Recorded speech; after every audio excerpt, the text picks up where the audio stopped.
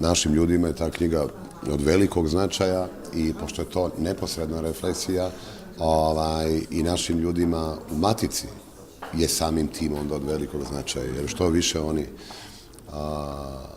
se bave tom našom baštinom i prepoznaju po čemu je to tako posebno, a nešto što vas celog života možete nositi. To je nešto što će se projicirati na Maticu. Oni će dolaziti ovde da žive, da rade, da stvaraju. Evo, moja deca imaju 13, 11, 9 godina. Ja ne mogu da im objasnim da moraju da se strpe još koju godinu pre nego što mogu da dođu ovde da žive. Znate, to je i nema tu mnogo, malo se radi sa decom, priča se srpski, kući posećuje dopunsku nastavu, a putuje redovno u Maticu, barem 2 puta godišnje sa svojima i da steknu neke prijatelje i naravno da koriste ovako nešto ili u nekom drugom obliku. Ovo je dobro zato što je to materijal koji je prvenstveno za nastavnike i za roditelje. Znači, roditelji moraju to da uzmu i da bi radili sa decom. A to je isto jedan ključ, jer kako oni da animiraju dete ako oni to nešto ne bave se tim ili ne vole ili ne veruju u to, kako će da ubede dete. Znate, to je isto kao moja deca i moje 2 sestričine, one imaju kulturu čitanja, ali to je moglo samo zato što smo mi njima čitali svako veče nešto i onda dođe taj trenutak kad se ta knjiga preda i oni krenu sami. Znate, stvar je svesti isključivo, međutim, da bi i ona proradila, jer su ljudi dosta dugo bili zapušteni, pogotovo ovih zadnjih 25 godina, gde je dijaspora bila apsolutno strano telo, što u proteklih godina ovde nije tako. I to iz ličnog iskustva.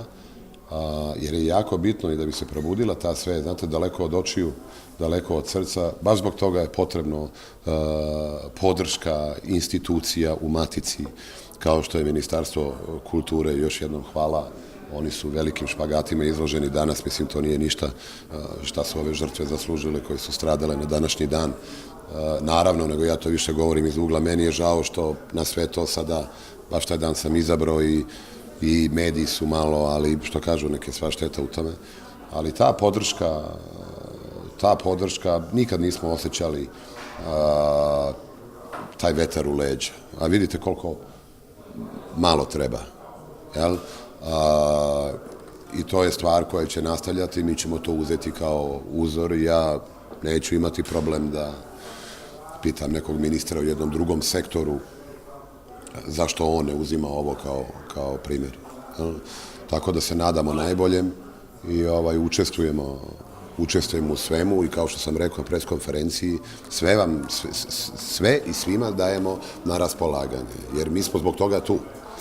I događa se nešto, pošto ste rekli da imate slabo pitanje za mene, pa onda ja ću malo da vas, to vam je cena. I događa se nešto što nikad nije bilo.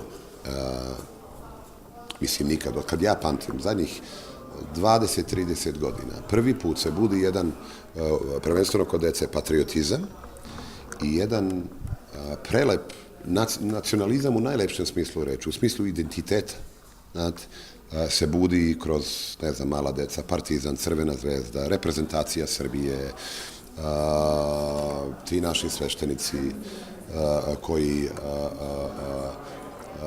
daju akcenat, širom svijeta daju akcenat i tu pažnju toj deci više i na jedan zdrav način ih prihvataju. Tu se događa nešto što nije pod nekim pritiskom, ne znam, nekog rata ili nešto, ili ga, ne znam, tata puni sa nekim doktrinama, nego sami od sebe. Što opet ima objašnjenje, jer u ovom digitalnoj epohi, u ovom Facebooku, poprilično se gubi taj identitet i onda traže nešto. I jako je lepo primijetiti da oni to traže u svojoj Matici, jer vide da su im roditelji tog porekla sad govorili više ili manje. Vi imate otac i majka nikad nisu pričali sa detetom srpski, on to nije znao, ima 24 godine i sad dolazi u Srbiju i uči jezik i želi ovde da živi. Mislim, to su sad iznimci, ali ima i toga.